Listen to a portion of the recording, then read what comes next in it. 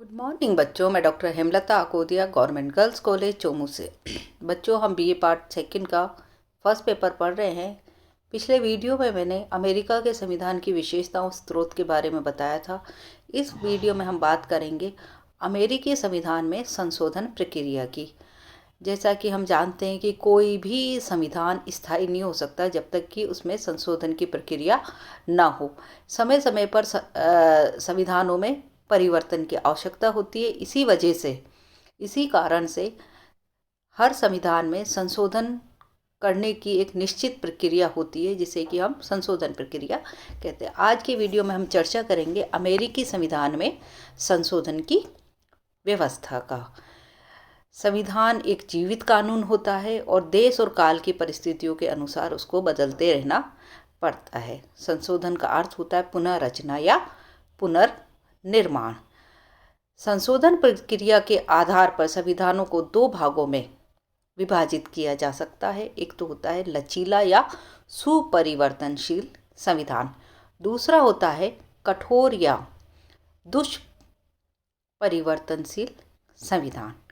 जो पहला संविधान होता है लचीला संविधान, यदि संवैधानिक कानून और सामान्य कानून के बीच कोई अंतर न हो और संवैधानिक कानून में भी सामान्य कानून के निर्माण की प्रक्रिया से ही संशोधन किया जा सके, तो उसे लचीला संविधान कहा जा सकता है। इंग्लैंड का संविधान ऐसा ही संविधान है। कठोर संविधान वो होता है जिसमें संवैधानिक तथा साधारण कानून में मौलिक भेद समझा जाता है तथा जिसमें संवैधानिक कानूनों में संशोधन के लिए साधारण कानूनों के निर्माण से भिन्न प्रक्रिया को अपनाया जाता है। अमेरिका तथा स्विट्जरलैंड के संविधान ऐसे ही कठोर संविधान है। अब बच्चों, हम चर्चा करेंगे अमेरिका के संविधान में संशोधन प्रक्रिया की। विल्सन ने अमेरिका के संविधान के विषय में कहा है, हमारा संविधान इंग्लैंड के संविधान से कम जीता जागता नहीं है।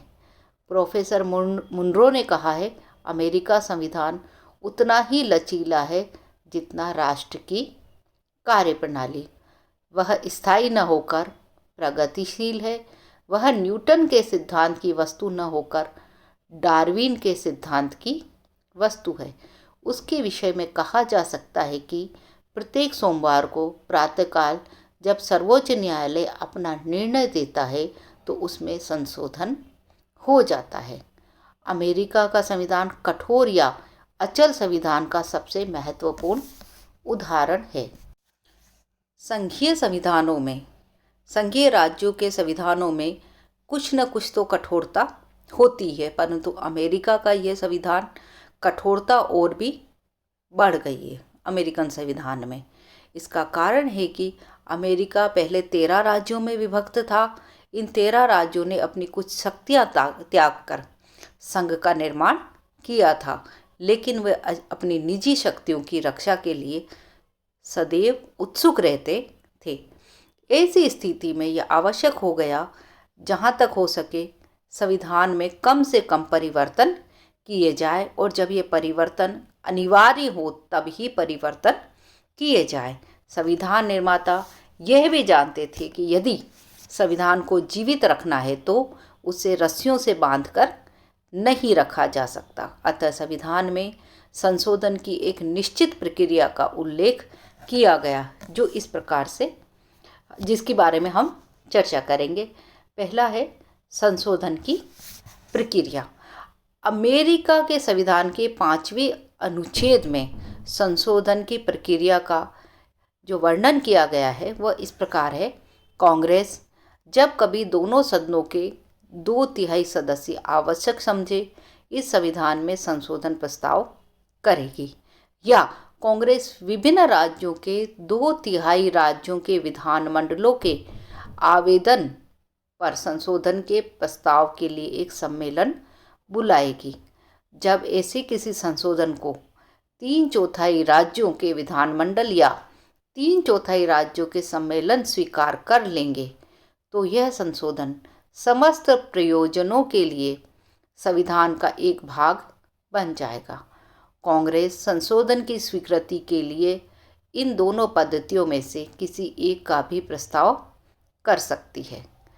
इस अनुच्छेद से स्पष्ट है कि अमेरिकी संविधान में संशोधन के दो स्तर हैं।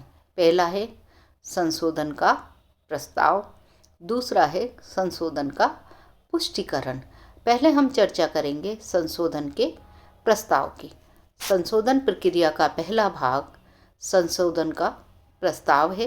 संशोधन का प्रस्ताव प्रस्तुत करने के लिए संविधान में दो विधियों की व्यवस्था है।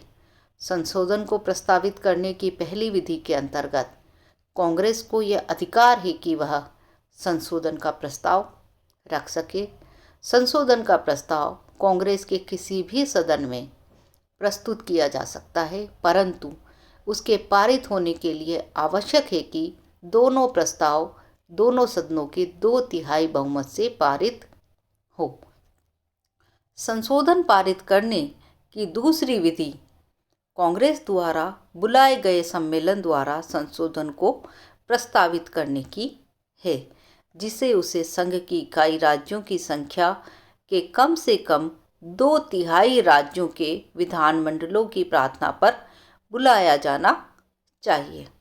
दूसरा है संशोधन का पुष्टिकरण। संशोधन की प्रक्रिया का दूसरा भाग संशोधन का पुष्टिकरण का है। इस संबंध में संविधान के 5वें अनुच्छेद में ऐसी व्यवस्था दी हुई है। संशोधन सब प्रकार से इस संविधान का भाग बन जाएंगे जब उसका पुष्टिकरण या तो विविध राज्यों के 3/4 विधानमंडलों द्वारा या उसके 3/4 सम्मेलनों द्वारा कर दिया जाएगा। इस प्रकार संशोधन के पुष्टिकरण के लिए दो विधियों की व्यवस्था है। पहली विधि के अनुसार प्रस्तावित होने के बाद संशोधन सब राज्यों को उसके विधानमंडलों द्वारा पुष्टिकरण के लिए भेज दिया जाता है तथा जब 3/4 राज्यों के विधानमंडलों द्वारा उसका पुष्टिकरण हो जाता है तो वह संविधान का अंग बन जाता है। दूसरी विधि के अनुसार संशोधन का पुष्टिकरण उन विशेष सम्मेलनों द्वारा हो जाता है जो विविध राज्यों में इसके लिए बुलाए जाए तथा जब विविध राज्यों के 2/3 सम्मेलनों द्वारा संशोधन का पुष्टिकरण हो जाता है तो वह संविधान का अंग बन जाता है। अब हम बात करेंगे संशोधनों संबंधी महत्वपूर्ण तथ्यों की। ये तथ्य हैं जिसमें पहला है संशोधन के पुष्टिकरण के लिए वही विधि प्रयोग में लाई जाती है जिसके प्रयोग का निश्चय कांग्रेस करती है। दूसरा, यदि कांग्रेस संशोधन के लिए कोई निश्चित समय सीमा निर्धारित नहीं करती है तो संशोधन का प्रस्ताव अनिश्चित काल तक जीवित रहता है। तीसरा, 2/3 बहुमत का क्या आशय है? इसका अर्थ कुल संख्या का बहुमत है अथवा उपस्थित और मतदान करने वाले सदस्यों का बहुमत। सर्वोच्च न्यायालय ने मिसौरी बनाम केन विवाद में निर्णय दिया कि इसका अर्थ है उपस्थित और मतदान करने वाले सदस्यों का 2/3 बहुमत से है। चौथा, अमेरिका में 50 राज्य हैं।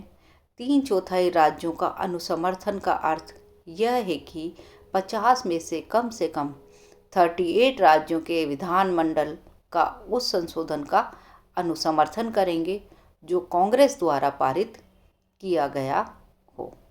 पांचवा, यदि एक राज्य विधानमंडल ने किसी संशोधन का अनुसमर्थन कर दिया है तो क्या वह बाद में उसको रद्द कर सकता है या नहीं? सर्वोच्च न्यायालय ने इस संबंध में यह निर्णय दिया है कि एक बार संविधान संशोधन का समर्थन करने के बाद कोई भी राज्य उसको रद्द नहीं कर सकता। छठा, क्या कोई राज्य संशोधन के बारे में चुप्पी साध सकता है या नहीं? जिन संशोधनों को 2/3 राज्यों का समर्थन प्राप्त नहीं होता है वे संविधान का अंग नहीं बन सकते हैं। यदि 7 वर्ष के भीतर किसी संशोधन प्रस्ताव को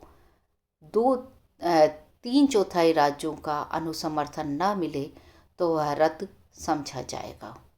7वां जो महत्वपूर्ण तथ्य है वह है, जिस संशोधन का प्रस्ताव कांग्रेस 2/3 बहुमत से पास कर दिया है, क्या उस पर राष्ट्रपति अपना वीटो कर सकता है अथवा नहीं? इस प्रश्न का उत्तर सर्वोच्च न्यायालय ने नहीं में दिया है, अर्थात राष्ट्रपति वीटो का प्रयोग नहीं कर सकता है। अब अमेरिका की जो संशोधन प्रक्रिया है उसकी आलोचना जो की जाती है वो इस प्रकार है। संविधान में संशोधन विधि अत्यंत जटिल है। अमेरिकी संविधान में शीघ्र संशोधन नहीं किए जा सकते। पहली आलोचना ये है। दूसरी है, संविधान में संशोधन के लिए जनता के बहुमत की अपेक्षा राज्यों के 3/4 बहुमत की आवश्यकता है। इसका अर्थ ये हुआ कि 13 छोटे छोटे राज्य किसी संशोधन को रोकना चाहे तो वे 37 बड़े राज्यों की इच्छाओं की अवहेलना कर सकते हैं। तीसरा, संशोधन का प्रस्ताव कांग्रेस द्वारा 2/3 बहुमत से किए जाने की व्यवस्था है। अतः यह संभव है कि यदि कांग्रेस के सदस्यों की संख्या 100 हो तो 34 सदस्य किसी भी कितने ही अधिक महत्व के संशोधन प्रस्ताव को रोक सकते हैं। अमेरिकी शासन प्रणाली के विशेषज्ञों का यह मत है कि संघीय प्रणाली होने के कारण अमेरिका के संविधान को भी अचल संविधान रखा गया है। तो बच्चों, इस वीडियो में हमने अमेरिका के संविधान की संशोधन प्रक्रिया का वर्णन किया।